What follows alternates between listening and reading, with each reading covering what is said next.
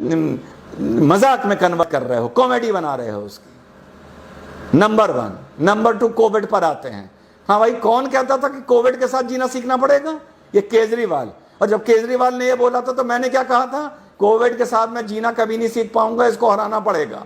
पर बहुत से लोग चुप रहे। क्यों चुप रहे? क्योंकि केजरीवाल जो भाषा बोल रहा था, माफ करिएगा, वही भाषा सेंट्रल गवर्नमेंट बोल रही थी। क्या ये कौन सा तरीका था कोविड के साथ जिलाओ? अब जियो दिल्ली में कोविड के साथ, जियो, दिमाग ठिकाने आ गए। कल का बयान देख लिया, 5 लाख हो जाएंगे, 3 लाख हो जाएंगे, 1.5 लाख बेड चाहिए, 1 लाख बेड चाहिए, 6,000 बेड में छींके आ गई। मुख्यमंत्री दिल्ली का झूठ बोल रहा है। मुकदमा होना चाहिए, सुप्रीम कोर्ट को सुमो मोटो कॉग्निजेंस लेना चाहिए। 20 दिन पहले बोल रहा था 50,000 पेशेंट्स को हम हैंडल करने के लिए तैयार हैं। 20 दिन बाद कह रहा है 3,000 बेड है और 250 हमारे पास वेंटिलेटर हैं। बाकी लोग कहां हैं? घर पर हैं।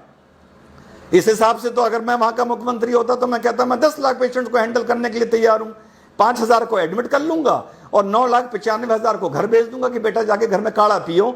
और जब सांस फूलने लगेगा और फोन करोगे तो एम्बुलेंस लेने आएगी नहीं, फिर वीडियो बना बना के वायरल करना। शर्म आनी चाहिए हम लोगों को।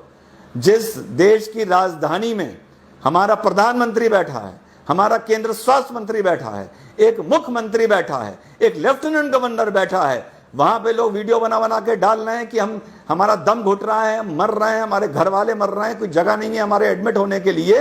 और हम लोग कह रहे हैं हमें कोविड के साथ जीना सीखना पड़ेगा।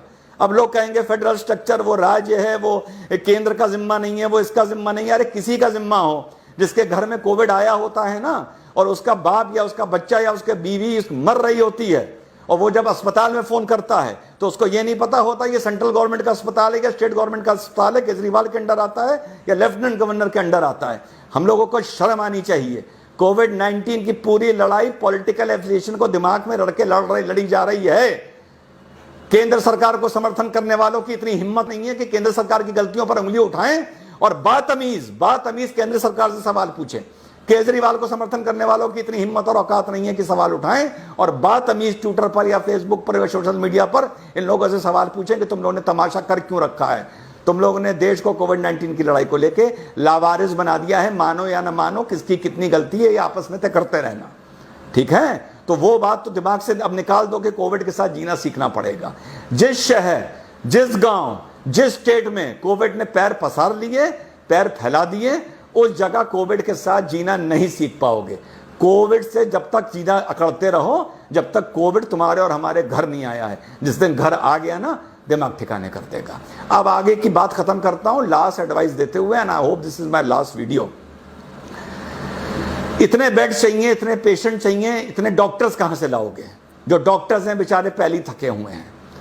प्राइवेट नर्सिंग होम दुकान खोल के बेशरम बैठे हैं, ठीक? इतने डॉक्टर्स कहां से लाओगे? सजेशन दे रहा हूं गवर्नमेंट को, और कहां से उठा के लाया हूं सजेशन को ये आखिर में बताऊंगा। 4th ईयर के जो बच्चे MBBS में हैं उनको उठा लीजिए अभी से। कोविड की लड़ाई कम से कम 1 साल चलेगी। मान लीजिए 5 ईयर का कोर्स, 5 साल का कोर्स होता है। 4th ईयर जो पास आउट कर गए हैं वो लगभग डॉक्टर बन गए हैं। 1 साल का स्पेशलाइजेशन कोर्स उनका बचा हुआ है, ठीक?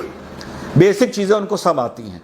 कोविड की लड़ाई में हमको स्पेशलाइज चीजें लेनी चाहिए। बीपी लेना, इंजेक्शन लगाना, दवाई देना, वेंटिलेटर लगाना, पल्स देखना, टेम्परेचर देखना, वगैरह वगैरह वगैरह। इससे ज्यादा जरूरत नहीं होती। जो लोग होम आइसोलेशन में, घर में अगर एम्बुलेंस जा रही है उनको चेकअप के लिए जाना, विजिट करना, लैब्स में ड्यूटी लगाना। इन लोगों को, बच्चों को, 4th ईयर के बच्चों को उठाइए, कोविड की लड़ाई में इनको इन्वॉल्व करिए। बीच की पढ़ाई इनकी 4th ईयर के बाद ब्रेक करिए। अभी जो सेशन शुरू हो रहा है, एक झटके में हिंदुस्तान में हजारों डॉक्टर खड़े हो जाएंगे। अलग अलग इनकी ड्यूटी लगाइए। साल भर के बाद, आफ्टर 1 ईयर मींस जून 2021 में ये अपने कोर्सेज को कंप्लीट करने के लिए उससे फिर से ज्वाइन करेंगे। और जो ये 2021 में पास आउट होते हैं, अब ये 2022 में पास आउट होंगे।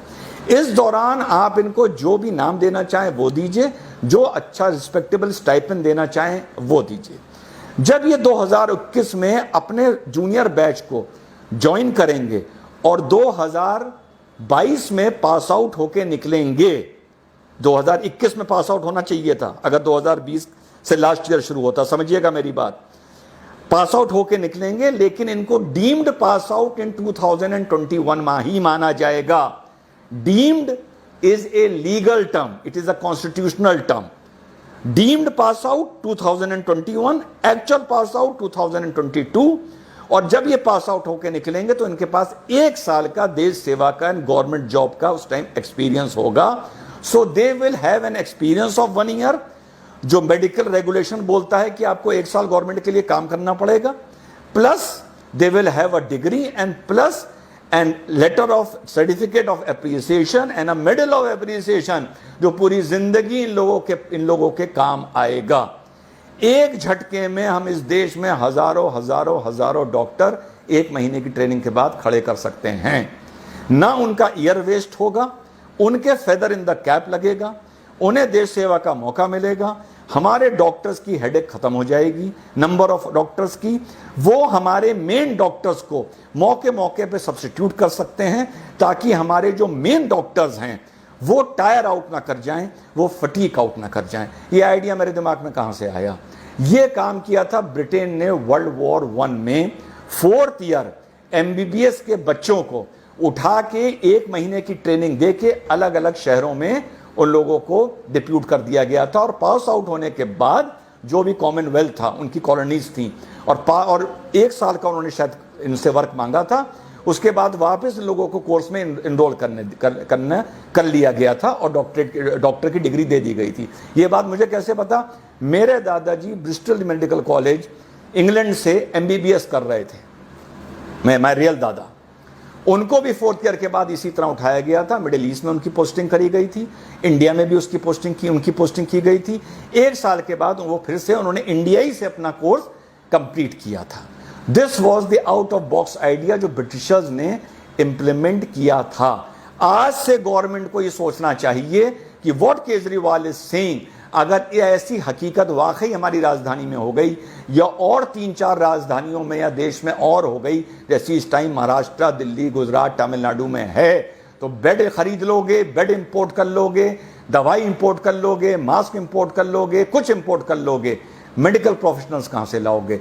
आज से गवर्नमेंट को ये इंप्लीमेंट करना चाहिए, ताकि जून एंड या जुलाई आते आते हमारे पास मेडिकल ग्रेजुएट्स की एक फोर्स हो और वो इस लड़ाई में शामिल हों।